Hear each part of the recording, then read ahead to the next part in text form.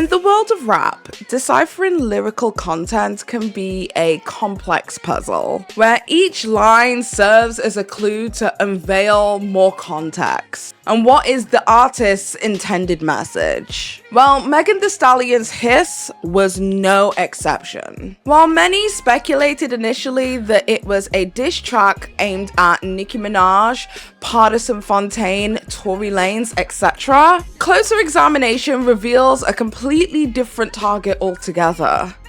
That person being Drake.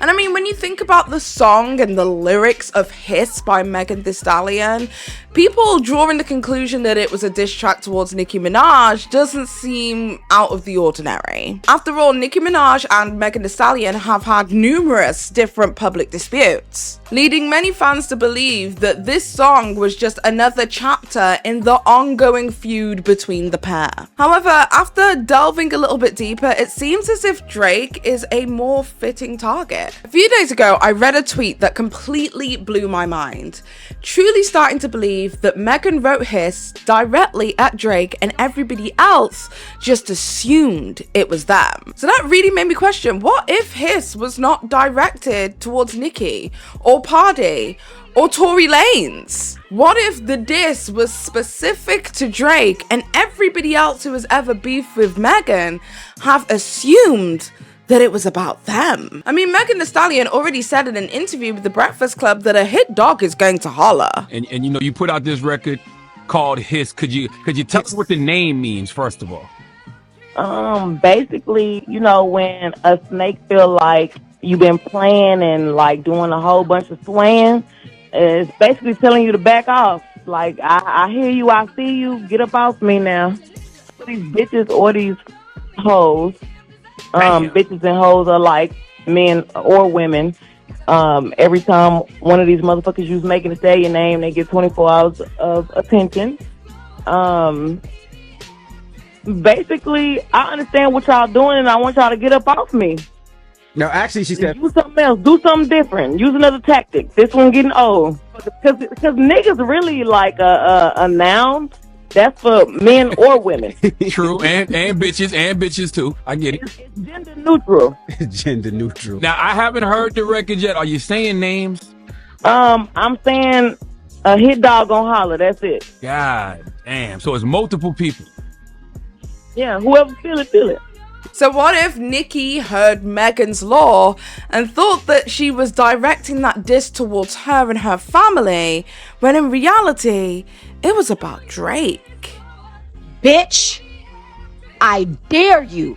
I fucking dare you, bitch, to say one more thing about my fucking family, ho. Or y'all got a motherfucking clip coming and y'all don't even fucking know, bitch. I fucking dare you, bitch, and I know you listening right now, you fragment foot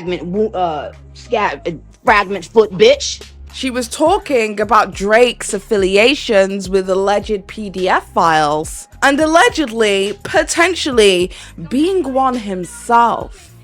What if Nicki Minaj was the hit dog that hollered? In order to understand this complex theory, I'm gonna have to start from the beginning and why critically acclaimed rapper Kendrick Lamar is at the center of pretty much what Megan had started. So join me as we decode Megan Thee Stallion's Hiss, which I honestly now believe was a case for Drake, not Nicki Minaj.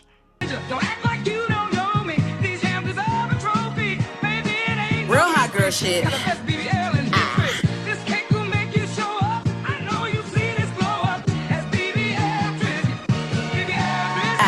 Show a new bitch that ain't making coding. Show a beat I was on and ain't rolling. If she thinks she the shit, I'm the colon. My pen gets better, I'm bowling. Tina Snow niggas know I'm the coldest. Tell a bitch let it go cause I'm frozen. Ask him what I got on, he don't know it. Niggas ain't had no place before COVID. I can tell by her way that she trolling. When I look at my DM, they own it. Can't walk, bitch, I feel like Naomi. The way I play niggas, I need me a Tony. Good brain, graduated top of my percentile. Take it out the chat, I ain't tryna be a pen pal. Meanwhile, it's a bitch on the app right now. Getting fucked over, still bragging about a body count. Bing bow, real big bang like a sing gal. Say for the streets get chopped like a sing gal. Run, wait, shit, I do not do the retail. Stop fucking rappers, they spill all the details. Every Monday they gon' wait for the freestyle. Call me out once, you do not get a readout. I got grown ass men acting fetal. I do not spin the block, nigga, I reroute. Number one, give a fuck what a trust say. Number one, I can't beef with no fan page. Number one, who it is, what your man say. Cat on his eyes, I ain't talking no Cartier. Bitches bubbling under no Chardonnay. Bitches throwing salt fucking my old bae. Put his name on the bill, he the candidate. He was me with your daddy on Father's Day. These niggas just mad cause I treat them like sluts. Pick them up, put them down when I want, so what? Hoes sweet like a nun, but they still getting fucked. Talk shit, but the free coast still getting cuffed. Jumbo CC when I go out for lunch. He ain't mind if you hear him say it costs too much. Wagyu my beef, I ain't tryna act tough. My name hold weight like I walk around buff.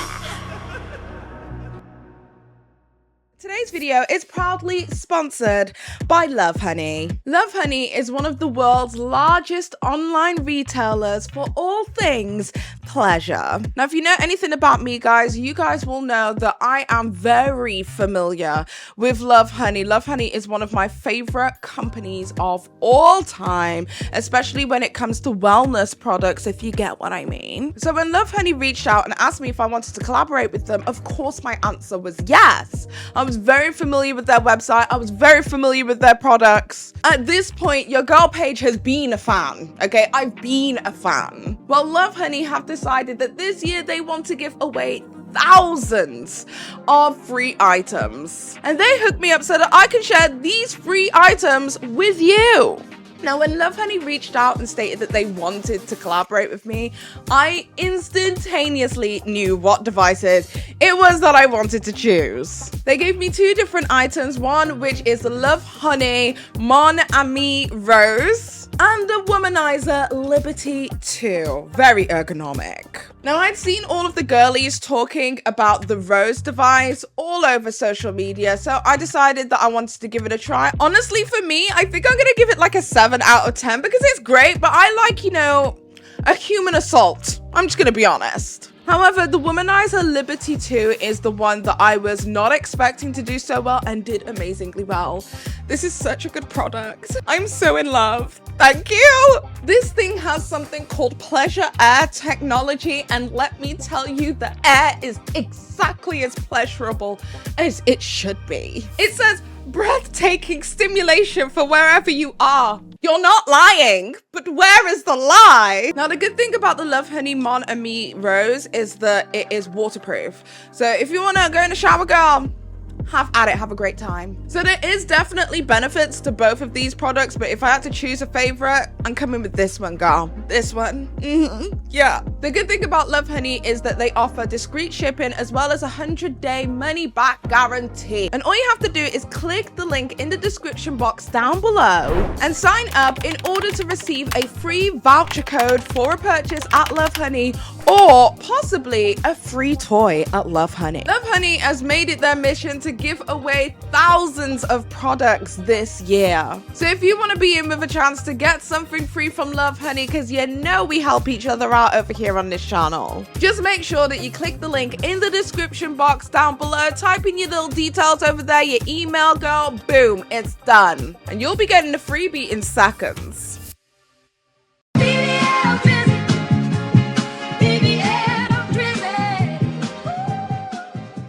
So who is Drake? Well, Drake is a Toronto-based musician slash rapper who many regard within the hip-hop industry as one of the titans of rap. But what he's most known for is his fusion of R&B with rap and hip-hop by having melodic singing in a lot of his tracks, which end up being extremely catchy, and a lot of it having worldwide success. Kendrick Lamar, however, is somebody who I would describe as more critically acclaimed. He is a poet, he is a wordsmith, he is somebody that I would consider more closely connected to other titans of hip-hop such as Tupac Shakur. He's not going to bring you hit after hit after hit, he'll bring you some hits, but he'll also be able to give you the kind of music that really makes you think. Like, you have to listen to the track 3 or 4 times to be able to really digest what it is that he's trying to say to you. Kendrick Lamar's style of rap is exactly what many people, especially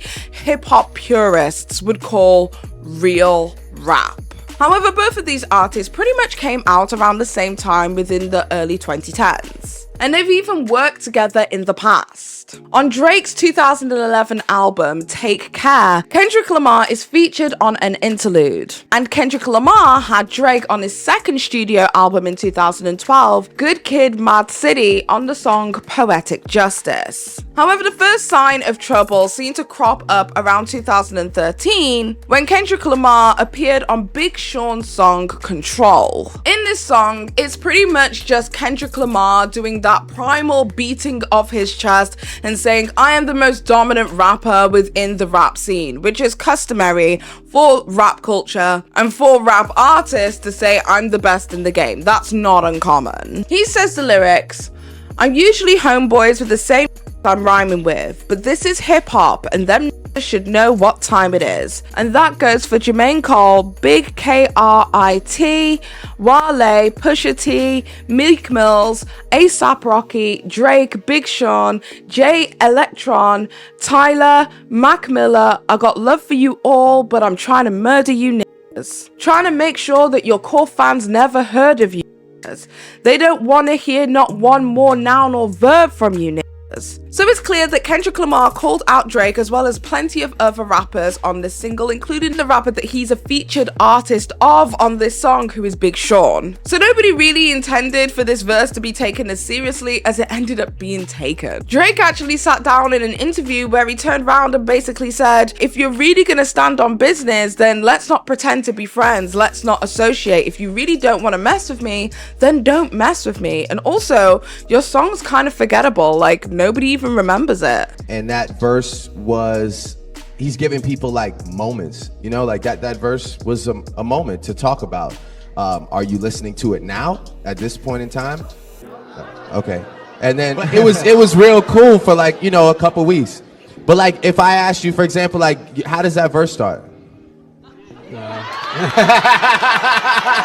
Oh, do you remember? I know that verse had no malice behind it because I saw him 5 days later at the VMAs and it was all love. So it's like, he didn't come on there on some wild, like, I'm in New York, fuck everybody, don't look at me. Like, I'm the king. So it was one of those things, it's like, I almost wish he had come in there on that shit because I kind of lost like a little respect for the sentiment of the verse. If it's really fuck everybody, then it needs to be fuck everybody. It just can't be halfway for the sake of the people. But you know what I'm saying? Like, for real, that's just how I feel. However, around that time period, Drake was going back and forth with another rapper by the name of Meek Mill, so this drama did not bubble up into anything. It kind of just ended there. Later on in 2018, Drake got into a rap battle beef with another artist called Pusha T. They were doing a rap battle back and forth also, where Pusha T revealed in one of his diss tracks that Drake had a son who he had never told the world about, and that's unfortunately how we learned about his son Adonis, the son of a porn star. Now, mind you, I'm saying the son of a porn star not as to degrade his mother in any way. You know we are sex worker positive over here. But it was clear that Drake was embarrassed by this, and that is the reason why he did not tell the world about his son until another rapper had to out him. However, it wasn't until First Person Shooter that came out last year that Drake reopened the conflict with Kendrick Lamar, intentionally or not, after J. Cole referred to himself, Drake, as well as Kendrick Lamar as the Big Three. J. Cole rapped, "Love when they argue the hardest MC. Is it K. Dot? Is it Aubrey? Or me? We the big three like we started a league, but right now I feel like Muhammad Ali." Kendrick Lamar ended up responding in a collaboration alongside the artist Future as well as producer Metro Booming in a song called Like That. In that song, Kendrick Lamar raps, "Motherfuck big free, N-word it's just big me, N-word bum. What? I'm really like that, and your best work is light work. N-word Prince outlived Mike Jack, N-word bum. For all your dogs getting buried, that's a K with all these nines. He gon' see the pet cemetery, yeah, N-word bum." So basically Kendrick Lamar is just beating on his chest and saying, dude, I am the best, ain't no one gonna be able to touch me. This isn't about the big three, you guys could never even step in my league. Shortly after the song Like That, which was the Kendrick, Future and Metro Booming collaboration came out, J. J. Cole released a surprise album titled Might Delete Later. And one of the songs on that album was called 7 Minute Drill, which was directly attacking Kendrick Lamar. In this song, J. Cole raps the following: "Your first shit was classic, your last shit was tragic, your second shit put N-words to sleep, but they gassed it. Your third shit was massive, and that was your prime." This is a line that many listeners took issue with because that would mean that Kendrick Lamar's album To Pimp a Butterfly was his most boring album, according to J. Cole, which this is a critically acclaimed album and a publicly acclaimed album. A lot of fans really enjoyed that album, so this did cause a little bit of controversy for Cole. However, J. Cole would eventually end up walking back these statements as he sat down live in front of a huge audience whilst on tour, telling people that he wished he never engaged with the drama at all because he ended up actually deleting this song from all streaming platforms, so the song is no longer available for purchase. But he stated that it didn't sit right in his spirit. So I'm so proud of that project, except for one part. It's one part of that shit that make me feel like, man, that's the lamest shit I ever did in my fucking life, right? And I know this is not what a lot of people want to hear. I know I can hear my niggas up there right now like, nah, don't do that. But I got to keep it 100 with y'all. So I felt conflicted because I'm like, bro, I know I don't really feel no way, but the world want to see blood.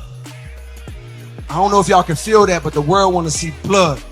So I say all of that to say, in my spirit of trying to like get this music out, I ain't gonna lie to y'all, I moved in a way that I feel spiritually feel bad on me. Like I try to like jab my nigga back and I try to keep it friendly, but at the end of the day, when I listen to it and when it comes out and I see the talk, that shit don't sit right with my spirit. That shit make me feel, that shit disrupts my fucking peace. Past 2 days felt terrible. Like, it let me know how good I've been sleeping for the past 10 years. Many people saw this as a weak move from J. Cole to basically just backtrack all of the statements it is that he made at the time. However, I personally don't see it like that. I think that this is good. This shows growth. This is what adulting is. This is somebody checking their ego. This is somebody realizing that something that they may have said in the heat of the moment whilst angry may not actually reflect their true perspective once they've had time to calm down.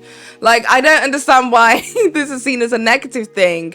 Him apologizing publicly to Kendrick Lamar and for his inflated ego throughout this process, honestly, makes me more endeared to him as a rapper. But for many people, even J. Cole fans, I've noticed on social media are looking at all of this, looking at this like, oh, he's fallen off. He really isn't about it. And I honestly only have one thing to say to those people: grow up. Grow up. J. Cole was retrospective and checked his ego, and he also saw himself out. However, it would seem that Drake would end up doing the heavy lifting on behalf of both of them by releasing not just one, but 2 diss records. The first diss record it is that Drake releases is a song called Push Ups. In this song, he references Kendrick Lamar, as well as Metro Boomin, as well as Rick Ross, and a bunch of other people, but honestly, those are the main people. One of the primary lines within this diss record is the line, "Drop and give me 50, which is supposed to be a double entendre, one about how unfit these individuals are from his perspective, particularly Rick Ross. But also, it's supposed to be a double entendre of the idea that these people have to give 50% of their artistry, of their earnings, to their executives and overheads before they see any of it themselves. In the song Push Ups, Drake references the fact that Kendrick Lamar also writes a lot of pop music for people such as Maroon 5, as well as Taylor Swift, as Kendrick Lamar's first #1 single was a track that he did in collaboration with Taylor Swift. In it, Drake raps, "Maroon 5 need a verse, you better make it witty,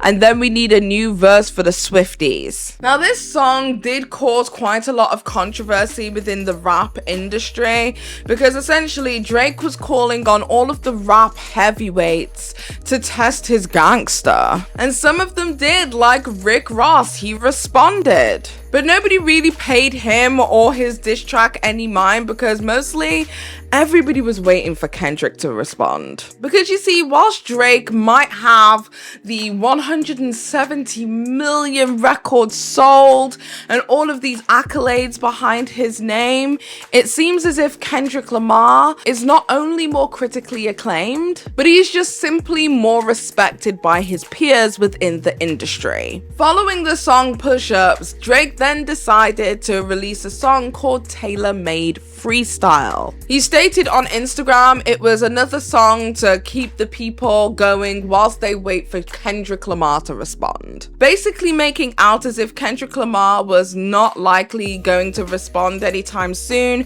because Taylor Swift, aka the Tailor Made part, had just released her album for the Tortured Poets department. And because of their affiliation, it doesn't seem as if Kendrick Lamar is going to be releasing anything anytime soon. However, the song would end up getting taken down when Tupac Shakur's estate decided to send a cease and desist for use of his voice and his likeness in the song in that way. But essentially the whole thing was supposed to be a jab at Kendrick Lamar because two of the biggest titans within the rap industry who are from his area, who are people that he no doubt probably looked up to throughout his career, were dissing him in AI format. This is why a lot of people feel as if Drake is corny, because that's corny.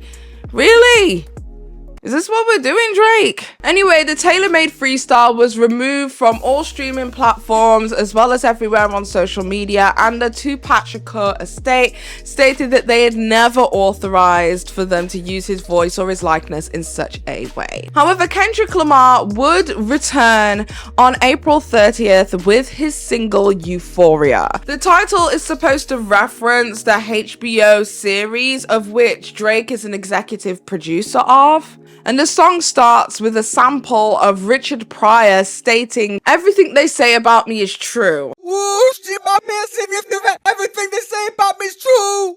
I mean, this song was absolutely scathing. This was directed towards Drake's biracial identity, how he never really felt that he fit in with either side of his identity, be it his black side or his white side. Drake claims he wasn't cool in high school. What made you uncool? I just didn't, it wasn't that I wasn't cool, it was that the kids that were cool, I wasn't on their wavelength, which made me sort of uncool, I guess. So like, you know, it was, I just always felt like an outsider. I went, when I was in Forest Hill, you know, it was an all Jewish school, like, and just being biracial but still being Jewish, so I was like kind of connected to the kids but like sort of distant. And when kids are young, they don't necessarily comprehend everything, right? So it can get a little cruel and a little mean. You get teased a lot? Yeah, I mean, I got it, you know, I got it, definitely. Were you raised Jewish by your mom? Not like, you know, not like Orthodox Jew or like extremely religious Jewish. I was, I mean, we celebrated every holiday, and you know, I actually had a bar mitzvah. Mm-hmm. But yeah, I mean, I was raised in a Jewish household, I would say. You're super successful, you're one of the best to ever do it, yet you still have this chip on your shoulder. I remember listening to Diplomatic Immunity. You know, you had the line where you say you're black excellence, but it was come to you, it's not the same though.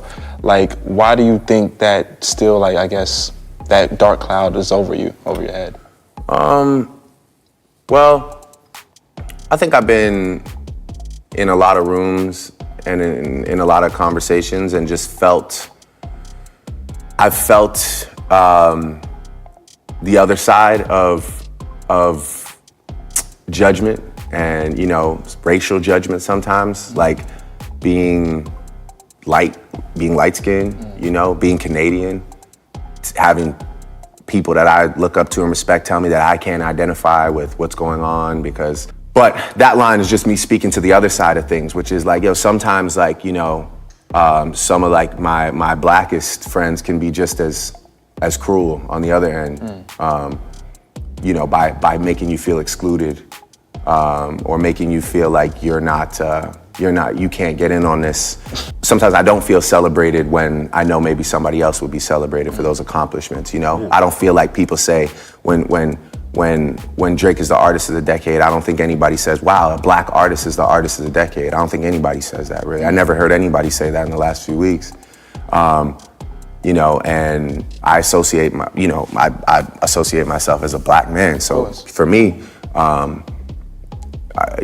it's sometimes it's something that I just acknowledge and I just keep it moving. Of course, there's a part of me that wishes that I was celebrated a little more, but I mean, who wants to listen to me cry? I mean, he even goes on to call himself the biggest hater and describes all of the things it is that he hates about Drake. I hate the way that you walk, I hate the way that you talk, I hate the way that you dress, I hate the way that you sneak diss in. If I fight, it's gonna be direct. And he ends the song basically by saying that he doesn't even like the way that Drake says the N-word and that he probably shouldn't say it anymore. Kendrick Lamar also dropped a second song within the same week that he released Euphoria, with multiple possible meanings behind the cryptic title.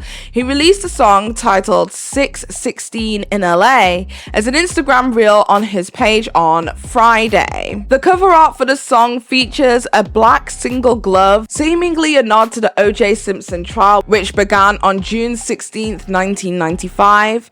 Tupac's birthday is also on June 16th, as well as Father's Day this year. And it is also the day that the television show Euphoria dropped on HBO. And there's also a Bible verse, which is Corinthians 6:16, that could also be a dig at Drake's alleged taste in women. And it reads, "Do you not know that he who unites himself with the prostitute is one with her body? For it is said, the two will become one flesh." And as we already know, Pusha T outed that Drake had a son called Thornes, who he birthed alongside a lady who was an escort, a prostitute, if you will. So there's just so many multiple meanings, and this is what I mean when it comes to Kendrick Lamar and his brain. He has like such big brain energy, because like, how did you come up with so many different meanings out of one title?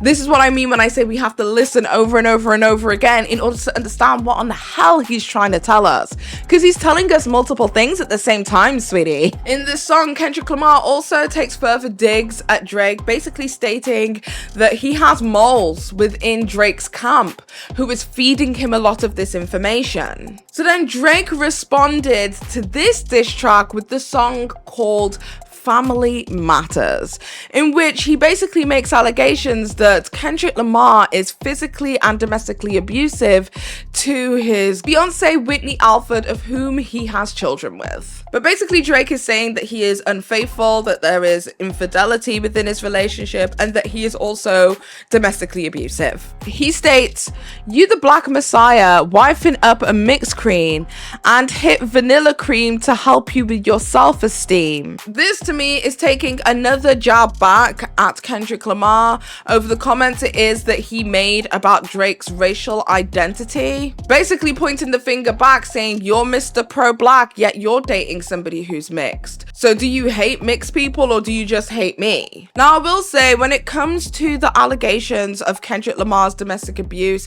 he has never really directly addressed those allegations, whether they are true or not. I could not find much history in regards to those allegations, so that's very much up in the air. I'm not for it, I'm not against it, I just really simply do not know. Later in the song, Drake then directly references a person by the name of Dave Free, who is supposedly Kendrick Lamar's manager, who is stating that his partner had a kid with. This is what Drake said: "I heard that one of them little kids might be Dave Free. Always rapping like you about to get the slaves freed. You just acting like an activist, it's make-believe." Now, this line about acting like you got the slaves freed really did not sit well with a lot of people, especially on Black Twitter, because a lot of people started pointing out when it comes to race and racial issues, Drake is literally not the person to talk. There are literal photographs that are real that exist in 2024. I thought these were fake, but they're real. They are real pictures of Drake dressed as a minstrel with the big round red lips and the black face doing the hands, like the whole 9 yards. They exist and they're real and they're out there in this world. So a lot of people were basically saying we would much prefer that Kendrick Lamar acts as if he got the slaves freed, because you yourself are setting us back literally fucking generations. However, less than an hour after Drake releases Family Matters, of which he speaks directly to Kendrick Lamar and speaks about his business, his family, the people he associates with, etc., etc., Kendrick Lamar releases a song titled Meet the Grahams. It's almost as if he anticipated that he was going to try and come for his family and had something pre-written, locked and loaded, ready to go the moment he dropped it. This song is arguably one of the most aggressive songs that have taken place in this entire feud. I think it's the most scathing. This guy started the song off with the words, "Dear Adonis, his son?" Oh my goodness, if that was me, somebody would have to die. No, could never be me. Could never be me. But basically, in this whole song, he just goes down everybody in their family. Drake's mom, Drake's dad, Drake's son. And then he goes, "Dear little girl." And everyone's like, little girl? He outs that Drake allegedly has a love child who is 11 years old, and that he potentially has other kids who are also by him, who he has never shown the world to. Now, these are allegations. I don't know whether they're true or not, honey, but all I know is, oh my God. But Lamar apologizes to Drake's son for having him as a father. He goes on to claim that Drake takes Ozempics and has been, modified physically through plastic surgery on numerous different occasions. That's where we got the whole BBL Drizzy from. In the song, Kendrick Lamar makes connections between Drake, alluding to him having the behavior of the disgraced predator Harvey Weinstein, saying him and Weinstein should get up in a cell for the rest of their life. And he dedicates the third verse to Kendrick's daughter, who he claims is not active in her life, whilst in tandem calling him a narcissist and a misogynist. However, Drake has denied the claims that he had a daughter and basically said, "We just tried to set you up," which is so stupid. Nobody believes you, Drake. Not a single soul. But then, my favorite song out of all of the diss tracks came out the following day, not even giving Drake a second to get his shit together to put together another diss track. Kendrick Lamar already had another one ready to go.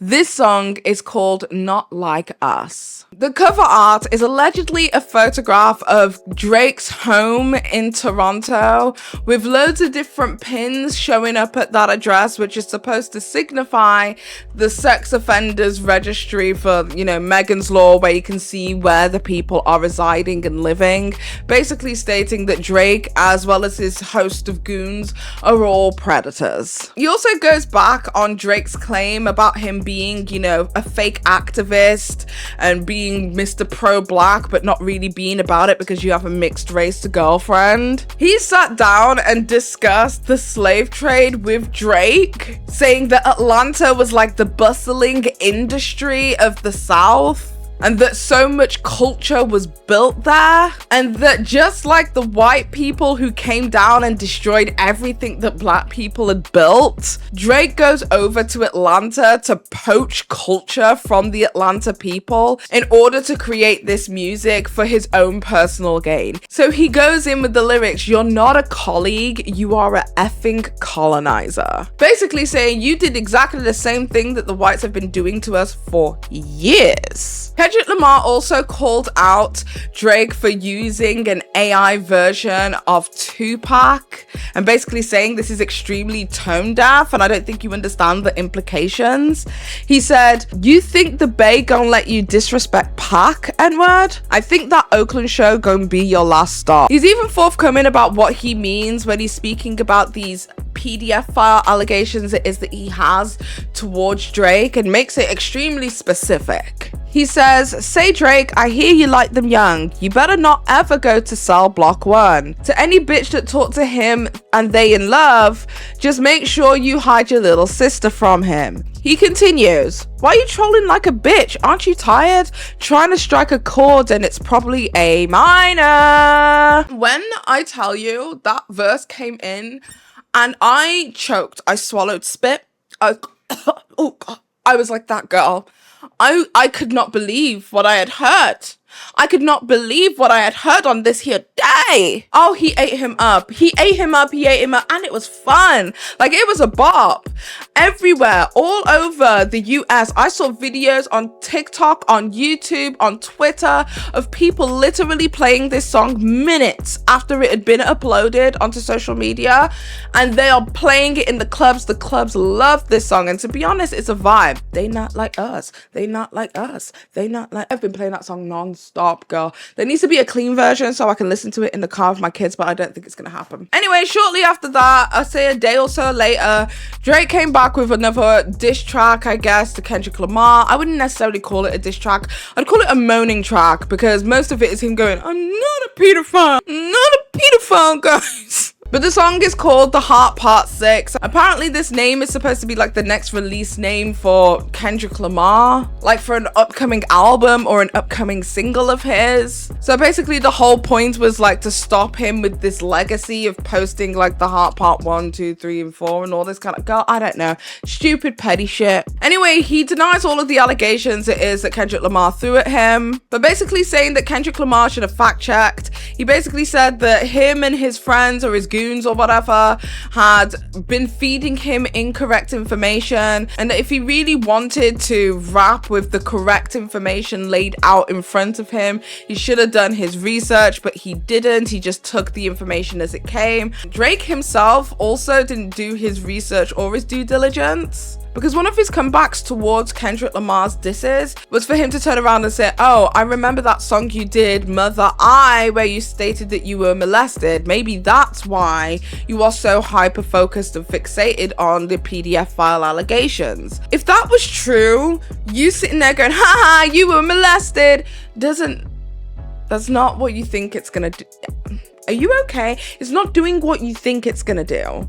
Like, haha, you're a victim, okay? Like, but the worst thing is that's not what he was saying in the song. So many people have actually gone back and taken a listen to the song. I'm not wholly familiar with all of Kendrick's music, but a lot of people have gone back to the song and was like, that's not what he was saying in the Mother I song. In the Mother I song, he was actually saying that his mother was molested. So then when she asked him if he'd been molested by one of his cousins and he responded no, she didn't believe him because of her own trauma, which if he paid attention to the song, he would have been able to understand. So he's in a song talking about somebody having incorrect information and not doing their due diligence, whilst in tandem spewing incorrect information and not doing his own due diligence. At this point, the song is an embarrassment and you should probably just take it down. At the end of the song, Drake says, you know, you would have been a worthy competitor if I was really a predator. He seems very affected by that predator thing. And one of the funniest things in the whole song came out is that he ends up mentioning Millie Bobby Brown. He called you and your friends PDF files. He at no point mentioned who in the hell you were messing with. You brought up Millie Bobby Brown for what? He said, only effing with Whitney's, not Millie Bobby Brown's. I'd never look twice at no teenager. Are you sure, Drake? Are you sure? But basically, that is exactly where we ended off so far in the Drake and Kendrick Lamar diss battle back and forth. I don't know if we're fully done yet. I'm holding out that Kendrick is going to come out with something fire soon, just for the spirit of the diss track back and forth. But realistically, I think we might be done now, because essentially Drake has thrown all of his toys out of the buggy and he said, I don't want to play anymore. Not a pedophile. But yes, he doesn't want to play anymore, down to the grooming allegations. But that, unfortunately, is not the only time that Drake has spoken openly about the situation with Millie Bobby Brown. So let's take a look at Drake's history with A minor.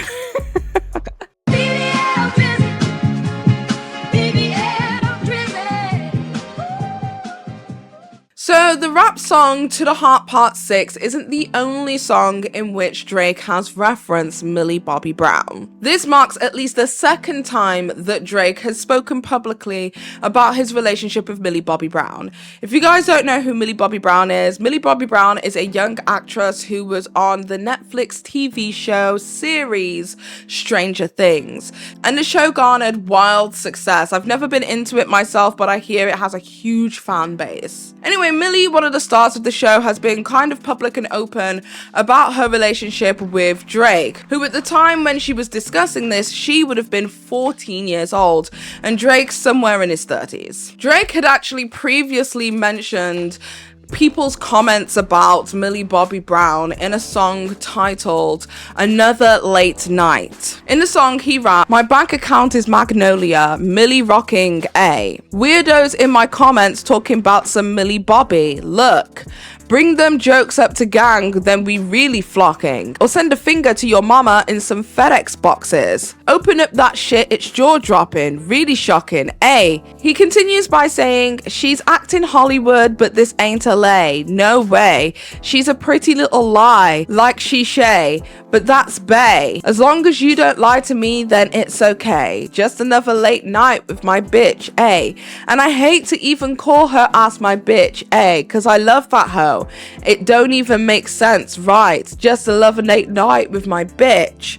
And be riding around trying to make sense of whatever comes first, it comes next. That is a very strange and odd song to include a 14-year-old girl on, but I digress. The whole thing started back in 2018 when Drake ended up receiving backlash for Millie Bobby Brown's public interview where she discussed her relationship with Drake. Millie Bobby Brown, who again I'm going to say was 14 at the time, stated that she'd text back and forth with Drake quite frequently and that he would give her advice about boys, as well as talking about going over to Atlanta to go and visit him and how they would exchange texts stating that they missed each other.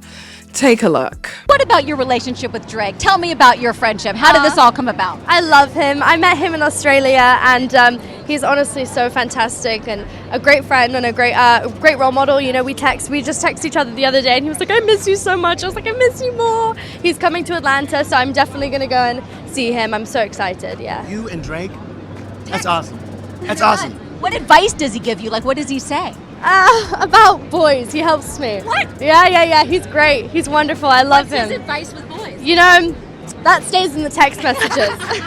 Now, I don't know if I'm losing the plot here, but I, as a 32-year-old woman, have absolutely nothing in common with a teenager. I would find it hard to speak to anybody who was under the age of 20, let alone speaking to anybody who was under the age of 15. So I can't really understand why he would have any kind of prolonged conversation with anybody of that age group unless he was interested in them. And that is honestly just the way I feel. That is odd. That is weird. You can say, oh, it's normal in Hollywood. It should not be normalized. No grown man should be texting your teenage daughter. Your teenage daughter should not be making plans to meet said grown man in a different state. I'm just saying. But this isn't the only time that Drake has had a situation be very public with him and a minor. Actually, in a show in 2010, Drake brought on a 17-year-old girl onto the stage in which not only did he act inappropriately, but when he found out that she was 17 years old, he continued to act inappropriately. Take a look.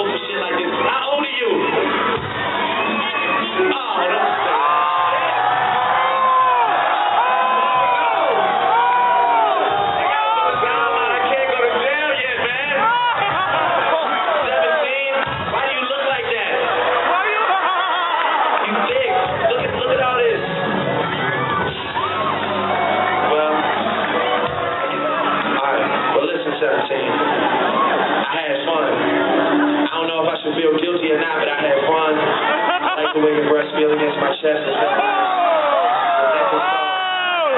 just want to thank you.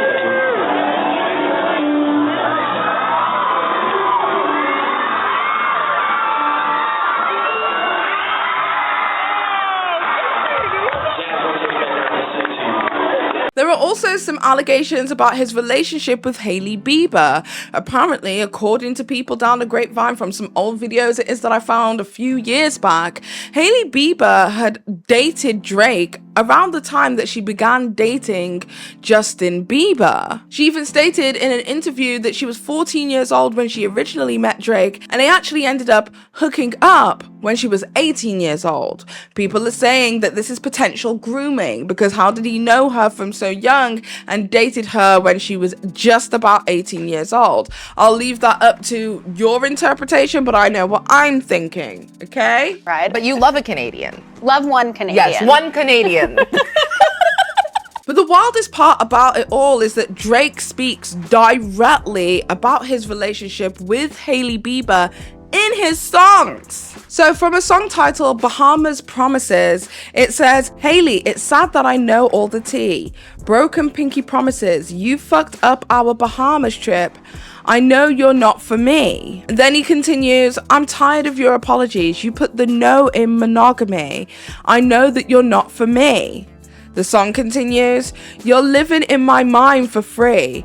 And for someone you don't miss, I sure feel like someone you need. Before continuing, you should have been with me. It gets even weirder when you remember that Justin literally popped the question to Hailey in the Bahamas. Justin Bieber literally did a remix of Hotline Bling by Drake. But in this song, Justin sings this. Try to run a game on me like it's just us, but I seen you in a Snapchat on his tour bus. When you hit my line, it don't mean that much. Now, why is that important, you may ask? Because at the time that this song was released, Hailey was uploading videos of herself with Drake on a tour bus. So, if that isn't right on your nose, I don't know what is. But secondly, if you go to the annotations on Genius to find out the meaning of this song, it says this. We rewrote it to make it be more like him and Drake dating the same girl, and then him finding out and actually talking to the girl like, I know you called him on his cell phone. We decided, let's remix it so this girl knows she's not going to come between two friends. And obviously, Drake and Justin have been friends for more than 10 years at this point. And Hailey dated both Drake and Justin in the same year. Then we have the other situation of Billie Eilish. Apparently, Billie Eilish and Drake were in talks and having conversations whilst Billie Eilish was also a minor. She said, I quote, Drake is like the nicest dude I've ever spoken to. I mean, I've only like texted him, but he's so nice. So nice. Like, he does not need to be nice, you know what I mean? I concur. He does not need to go out of his way to be nice and text underage girls. Anyways, needless to say, this little admission has not gone over well on social media. Drake is 33. Billie Eilish is 17. What does a grown-ass man need to be texting a girl 15 years younger than him for? Now this one's a bit different because at least they're in the same industry. Do you get what I mean? So it's more likely that these people will come across each other more frequently. However, still a bit weird. Why are you exchanging numbers with a minor? Explain quickly. Under any other circumstances, having a prolonged conversation with a teenager as an adult would be completely inappropriate. However, for some reason in Hollywood, this is widely accepted. For Drake, this has become normalized, and maybe it's due to the alleged people it is that Drake tends to keep around him, according to Kendrick Lamar, or maybe it's simply the power it is that he wields within the entertainment industry. Kendrick Lamar seems to be the first to hold up a magnifying glass to Drake's persona and to have people really scrutinize it, but he wasn't the first to call out Drake. In fact, Drake and what he can do to people within the entertainment industry has been widely known for years, making a lot of people believe that Drake is essentially a mini Diddy. I mean, let's just say it, XXXTentacion's death has been attributed to Drake. And even X told the world that if he was to die, then Drake did it. So what happened with Drake and X?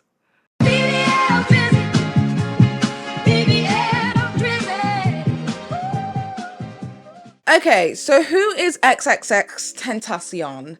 Well, XXXTentacion is a rapper who sadly passed away a few years back, but also a rapper who is extremely controversial, who had a slew of charges following him. When you think about SoundCloud rappers and the SoundCloud rapper generation, you think about individuals like XXXTentacion. Hailing out of Florida from Jamaican immigrant parents, he definitely made a name for himself within the rap industry before his eventual death. XXXTentacion means unknown temptation. For some time, the X was the only unknown numeral to me. Like John Doe, you get what I'm saying? John Doe stands for unknown. So I actually just pushed the two together in unknown temptation because I feel as if that's what my life revolves around. But I do want to say from the outset that whilst we are looking at this situation more favorably in the case of XXXTentacion, I do want to acknowledge that there are a slew of charges that follow this individual, including allegations of domestic violence and some horrendous things like using barbecue tools on people's areas, just nasty things. I'm in no way trying to say that this guy's a good guy, but I do want to look at it as it pertains to his relationship with Drake and his eventual death and why people are suspicious. So just know, I'm not team XXXTentacion, I am not team Drake, I am team no murdering. Allegedly. This is an allegation that people have made, not me, okay?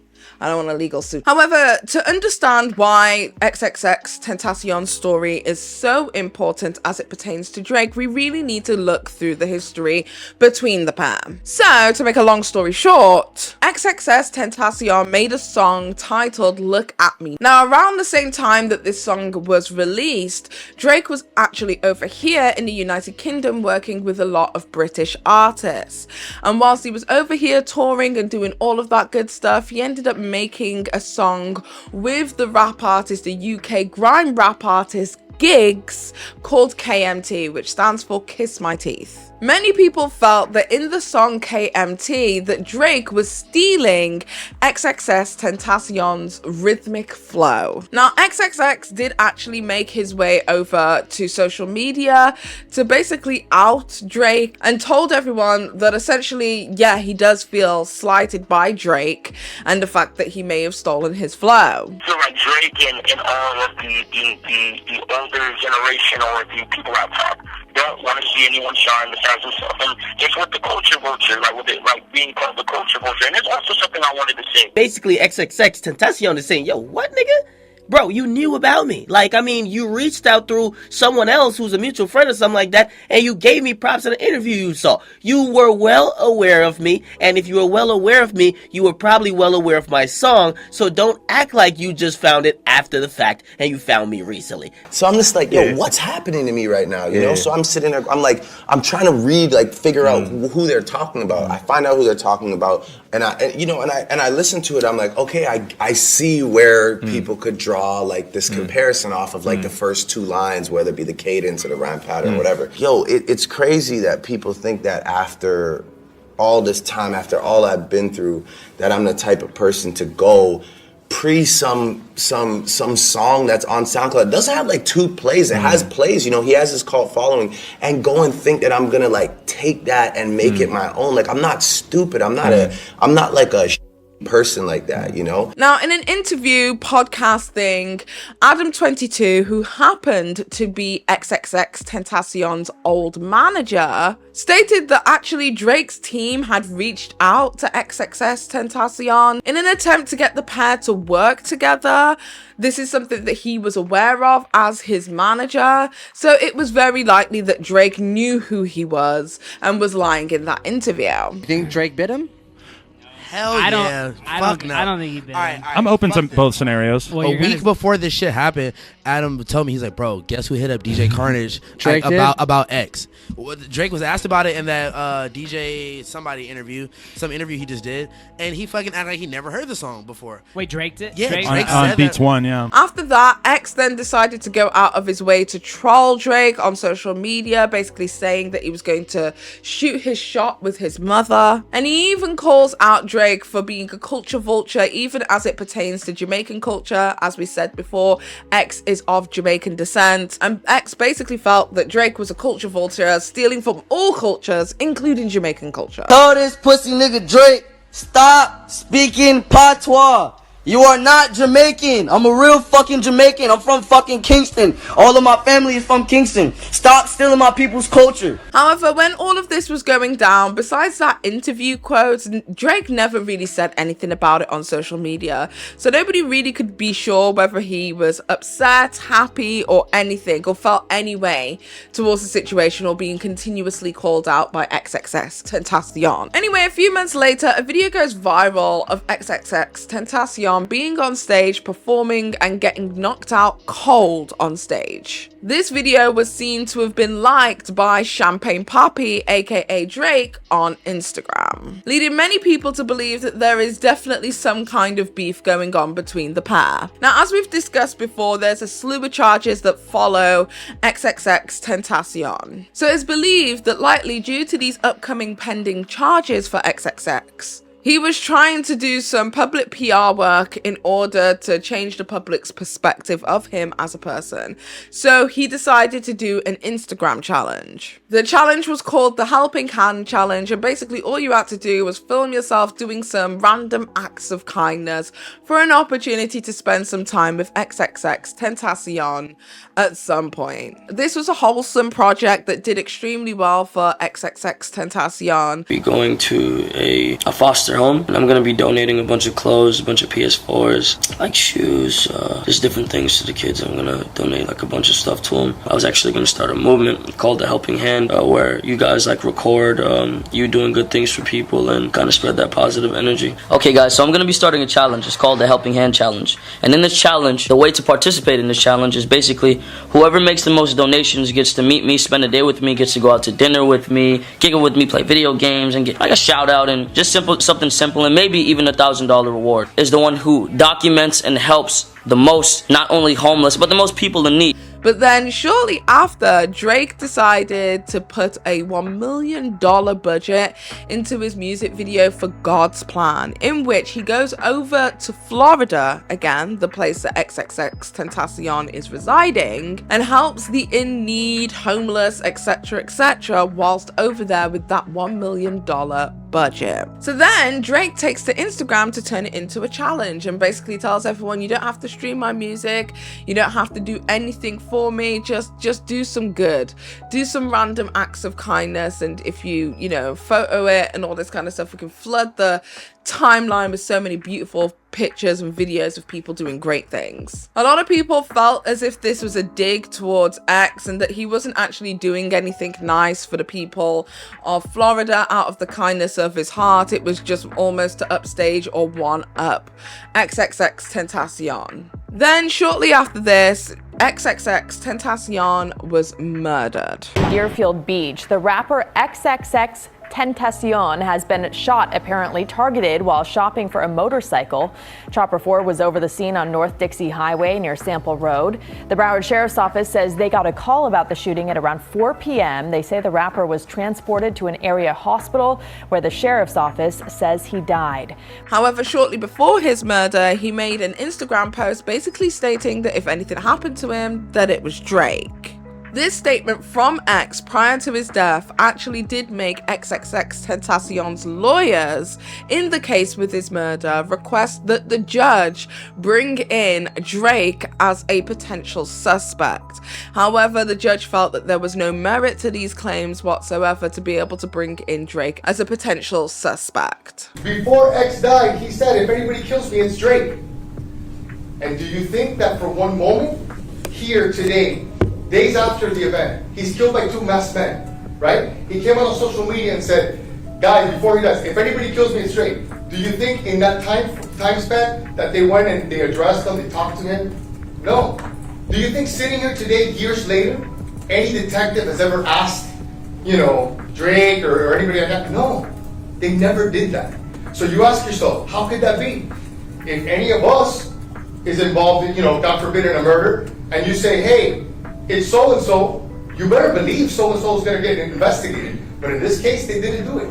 They didn't do it because they didn't it didn't comport with their version and their narrative. And as law enforcement, I think that they have the obligation to do so. Then, a couple of months later, after XXXTentacion's death, Drake as well as Travis Scott do a collaborative song together called Sicko Mode, in which Drake details a murder of which he admits on the song that he orchestrated. Now, I must say it is not uncommon for rappers to rap about lives that they have never lived, but I do think it's suspicious given what I'm about to discuss. One of XXXTentacion's friends came forward and basically said in the visuals for the video for Sicko Mode, there is an asteroid that flies from the sky and hits a young boy, and the young boy that is being depicted does look very similar in stature, in frame, in hairstyle, in everything to the late XXXTentacion, leading many people to believe that Drake was involved in the murder and that it was hidden in plain sight. Drake even says the lyrics,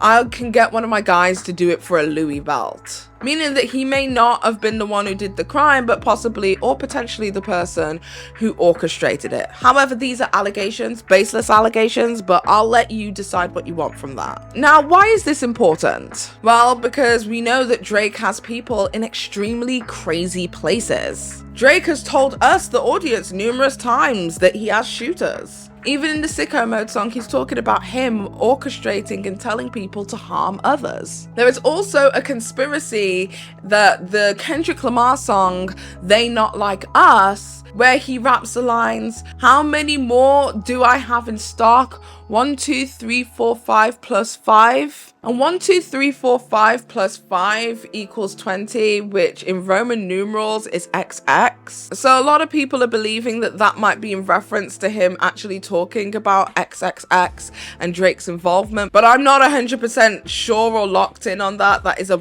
conspiracy that feels like a reach, but if you're into it, you're into it, I guess. There have been encounters where even regular civilians like you and I have been intimidated or been attempted to be intimidated by Drake's security. A fan by the name of Jeremy Soriano claimed that one of Drake's bodyguards punched him in the mouth when he tried to compliment Drake at a club in Jacksonville, Florida. During an interview with Fox 30, Jeremy alleged that Drake proceeded to push him and that he had to get 6 stitches by the end of the night. A friend of the victim, who was also a witness, alleges that following the incident, as Drake entered his tour bus, he flipped both of them off and said, "F you. You're nothing." I mean, even singer-songwriter Shawn Mendes has spoken openly about being violently attacked by Drake's entourage and his security, who only stopped when Drake instructed them to. Shawn Mendes would appear on an episode of The Tonight Show and describe his encounter with Drake's security at a weekend concert. According to his story, Shawn Mendes, having previously met Drake a couple days prior, attempted to say hi to him at the show. However, Drake's bodyguard allegedly stopped him before he even had a chance to do so, saying, "The next thing I know, I'm in the middle of the weekend show with my arm hooked behind my back. Drake's security guard had me completely at his mercy." He went on to say that Drake saw what happened and told his bodyguard to let him go, saying, "Don't do that, you don't know who that is." I say all of this to say, I don't think that the fear that people have when it comes to Drake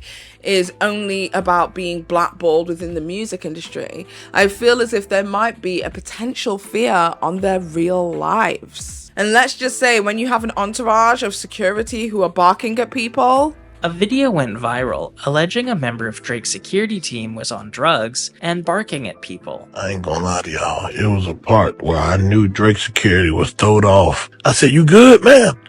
That nigga looked at me and said, You can see how it's extremely ironic that the person to really open the casket for Drake's own funeral was the head bitch herself, Megan Thee Stallion.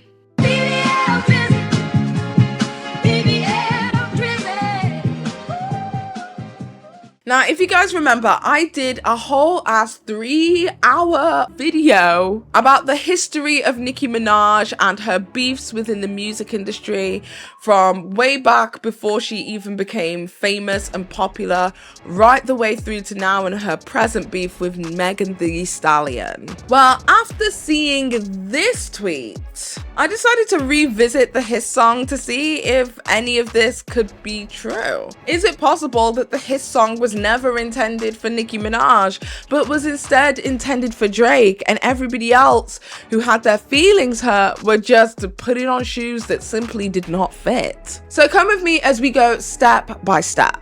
So it starts off with, I just want to kick this shit off by saying F y'all. I ain't gonna clear my name on a mother effing thing. Every time I get mentioned, one of you bitch ass N-words get 24 hours of attention. I'm finna get this shit off my chest and lay it to rest. Let's go. Now, one thing I do think is important to note is that she uses and references the word, the N-word, right? And the N-word colloquially, especially when it comes to African Americans, is more so used as a masculine word rather than a feminine word. Colloquially within African American culture, if you were to call somebody a bitch, that would mean that you are addressing a woman, and if you were to call somebody an N-word, that would mean that you are addressing a man. So I feel like it's important that we acknowledge the masculine presence in the word, the N-word, because I think that makes it extremely easy to decipher who it is that she might be talking about. Is she talking about a man? So it goes, I feel like Mariah Carey got these N-words so obsessed, my piece so famous might get managed by Kris Jenner next. He can't move on, can't let it go. He hooked nose full of that Tina Snow, and since N-words need Megan help to make money, bitch can be my hoe. Now, just like with Kendrick Lamar, there are allegations here that this person, this individual that Megan Thee Stallion is talking about, might have an addiction problem, might be taking some drugs. I mean, at the end of the day, even Drake has spoken about his drug misuse problems within his own music. And it goes, all of you bitches is weak on the Bible, talking shit from where no one can find you. I can never be judged by a bitch that was dancing, making R. Kelly go viral. I'm sexy as F and I'm freaky. I get whoever I want, eeny meeny. Why the F would I stay with the N-word who's weak in the sheets and don't know how to please me? Now, initially, a lot of people thought that this section was to do with Portia Fontaine, who is Megan Thee Stallion's ex-boyfriend, who she alleges cheated on her at some point. However, she starts off by saying, all of you bitches is weak on the Bible. I found that extremely interesting because in Kendrick Lamar's song, Meet the Grahams, he says the following: why believe you? You gave us nothing to believe in because you lied about your religious views. You lied about your surgery. So when Megan Thee Stallion says something like, all of you bitches is weak on the Bible, that leads me to believe that it is potentially a diss towards Drake. When I tell you that I am so incredibly annoyed, you guys will never be able to understand. I was filming this video, doing my thing like I always do, and accidentally touched the top of my mic, which literally starts the mute functionality, and the rest of my video was in silence. So I am coming to you now, today, to do yet the same thing I did yesterday, again today. And if you're thinking to yourself, wow, Paige has a lot of floral tops. I do have a lot of floral tops, okay? I have several of these floral tops in different colors. It's summer, bitch. Anyway, with that being said, let's go back to decoding Hiss. So when Megan Thee Stallion is saying the words, all of you bitches is weak on the Bible, I really think that there could be a potential that she is speaking about Drake. Why? Well, because a lot of people have stated that Drake doesn't really know where he stands religiously. He makes a lot of raps in which he references God, but it seems like his version of God is the Christian God, and as we all know, he grew up Jewish. So there's a little bit of confliction in between what he actually believes, what he was raised as religiously, and where it is that he stands spiritually. Is that relationship with your God, is that all important? I'm not too much of a religious person. I mean, you know, I'm Jewish, you know, so I don't really for talking to God in like a sort of Christian way is sort of I guess an odd thing to do, but it's more just a personal thing. I mean, it doesn't matter about religion or what people. I just talk. Yeah, I need someone to talk to, man. You know, I need someone to just look over. I need in my mind to think that when I say, please watch over my mother and please let's have a great show, I need to think that someone's listening, you know? Yeah. Mother's Jewish, and you know, we have great Jewish dinners like Rosh Hashanah and Yom Kippur. First of all, I live in an all Jewish area at Forest Hill. Okay. I went to a predominantly Jewish school growing up.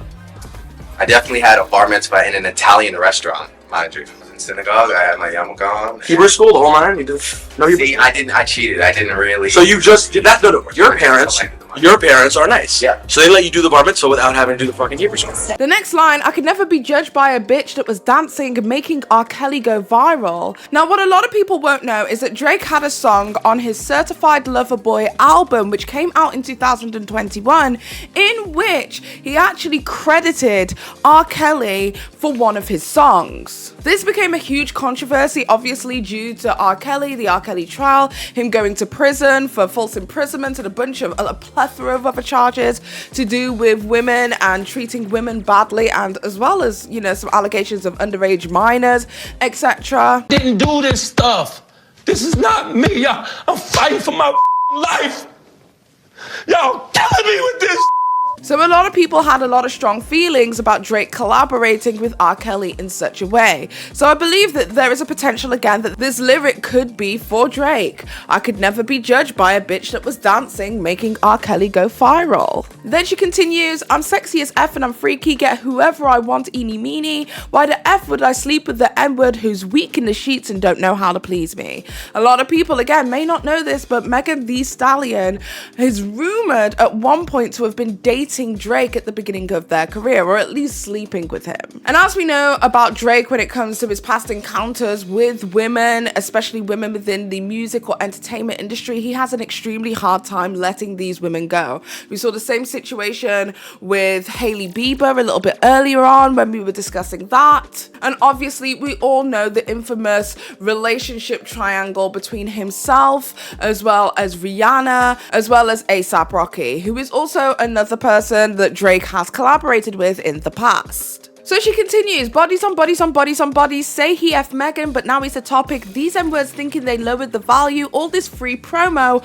I'm turning a profit. Now this could be in reference to the song it is that Drake released after the Tory Lanez shooting of Megan Thee Stallion, in which a lot of people assumed that Megan Thee Stallion was lying about being shot, when it was actually proven in court. Drake did a song with another artist called 21 Savage called Circa Loco, in which he says, this B lie about getting shots, but she's still a stallion. She don't even get the joke, but she's still smiling. This is supposed to be a double entendre about Megan Thee Stallion, who has famously got an absolutely beautifully round and delicious butt, potentially getting shots as in physical BBL enhancements in order to make herself look a certain way, but can also traversely mean that Megan Thee Stallion lied about getting shot, as in shot in the foot, which is what her allegations were against Tory Lanez. Then she goes into the famous verse, which is, these hoes don't be mad at Megan, these hoes mad at Megan's law.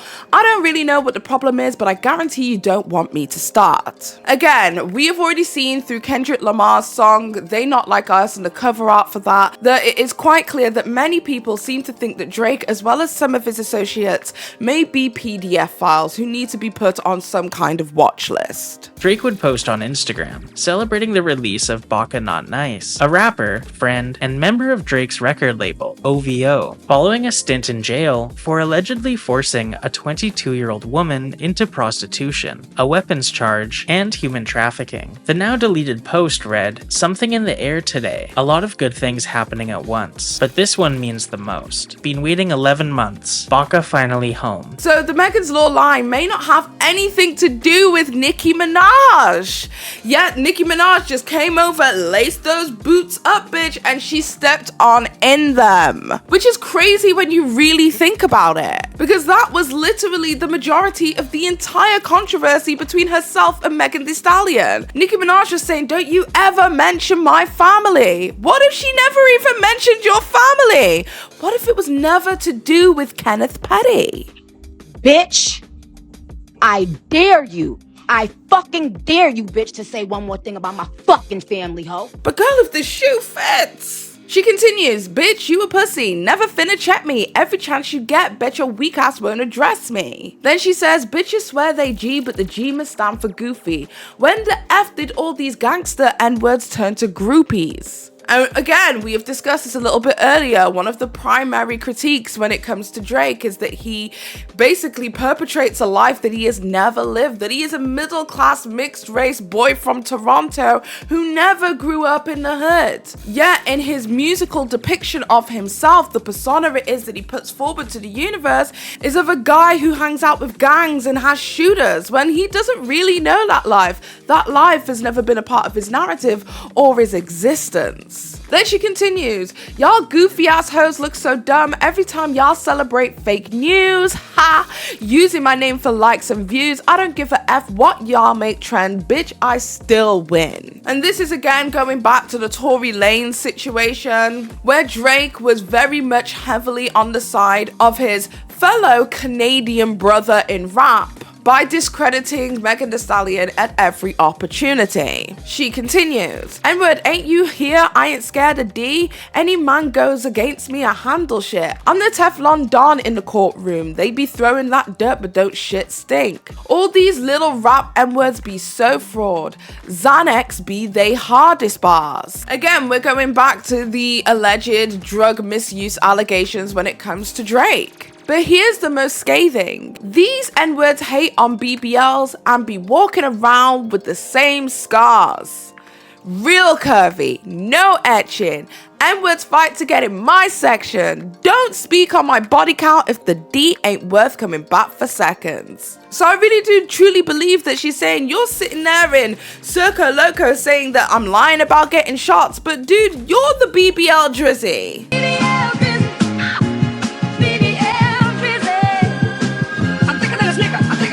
And she's saying, don't mention the amount of people it is that I've slept with, especially when it comes to you, because you ain't even that good in bed. And I mean, at this point, the majority of us have seen the Drake D pics that are out there, and it's quite substantial, that much I will say. But if you don't know what you're doing with it, well, it's kind of pointless. It's just a hunk of meat. Then she goes on to say, cosplay, gangsters, fake ass accents, posted in another N-word hood like a bad bitch. Saying that you aren't really gangster, you aren't really about that life. You have to hang out with people from those areas in order to immerse yourself in that culture. She continues, I'm a big dog bitch, you can't little sis me. Hoes get views when they're trying to diss me. Make one move, got them in a tizzy. Killing shit, that's why they trying to rip me. XXXTentacion? Anyone? No? I'm reaching. Still going hard with the odds against me. These N-words don't have fans, they bots. These bitches don't have ass, they shots. And they still tuned in whether they're fans or not. She's saying, why are you still watching what I'm up to? I ain't doing nothing any different to anybody else in this industry, but yeah, I'm the one that you're watching?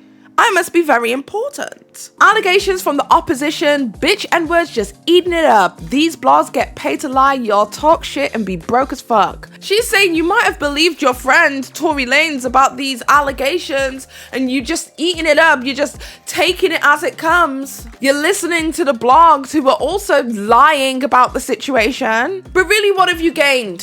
What are you getting from this? You're not making any money. You're putting all of your interest into the wrong place. She says, bottom line is I'm still rich, do Megan bad and I'm still good, bringing up who I might have effed and the bottom line is they still would. She's saying, don't even sit here and compare me to people saying that I'm a slut, da da da da da. First of all, Drake, you slept with pretty much everybody in the industry and the bottom line is if I threw it to you again, you'd take it. She continues, I just want to F my N-word in peace, but all my old N-words still love me. N-word ain't hit this P-word in years. Damn, I knew my shit was heat. None of you N-words was wifey material. None of you N-words was worth all the drama. None of you N-words was hitting it raw and mad.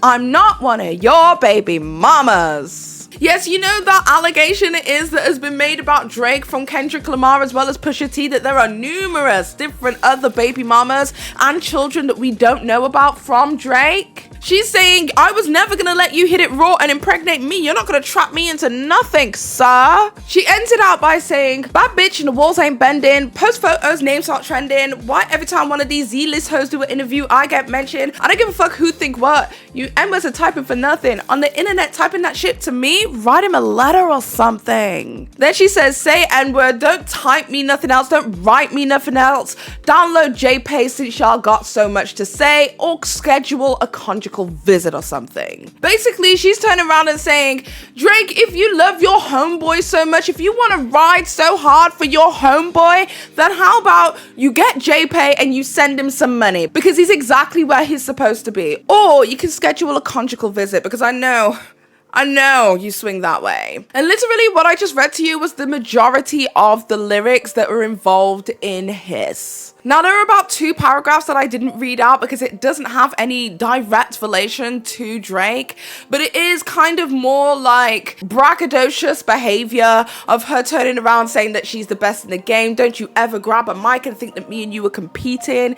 Ever since I claimed the summer, all you bitches want a season, which could really be directed to a multitude of different people who have been talking on Megan Thee Stallion's name. But I would say that now looking at things from this perspective, through these lenses of it potentially being a diss track directly for Drake, it's kind of obvious to me that it could potentially be the case. Like, for instance, when I was taking a look at Megan Thee Stallion's Breakfast Club interview that she did directly after releasing the song Hiss, she wanted to make it abundantly clear to the interviewers that she could be talking about women or men. Bitches and hoes are like men or women.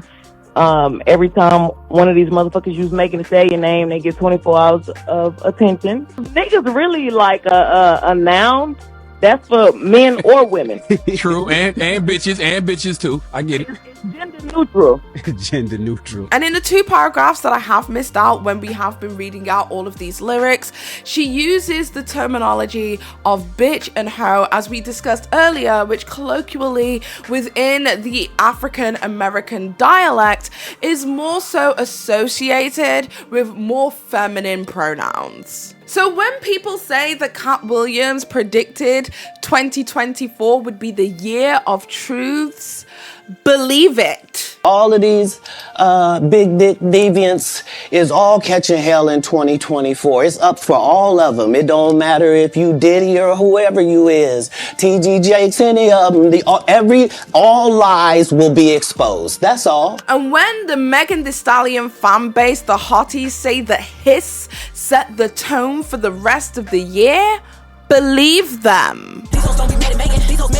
Megan even says that she can't let any of these raggedy bitches think that they're her equal. So why would she spend the majority of her song addressing these quote-unquote raggedy bitches who actually have no power, no leeway, or no bearings on her life and career, when somebody who has the potential with the accolades, the fame, the 170 million songs sold, and the influence, as well as the public integrity and standing within the community, to be able to destroy everything you have built?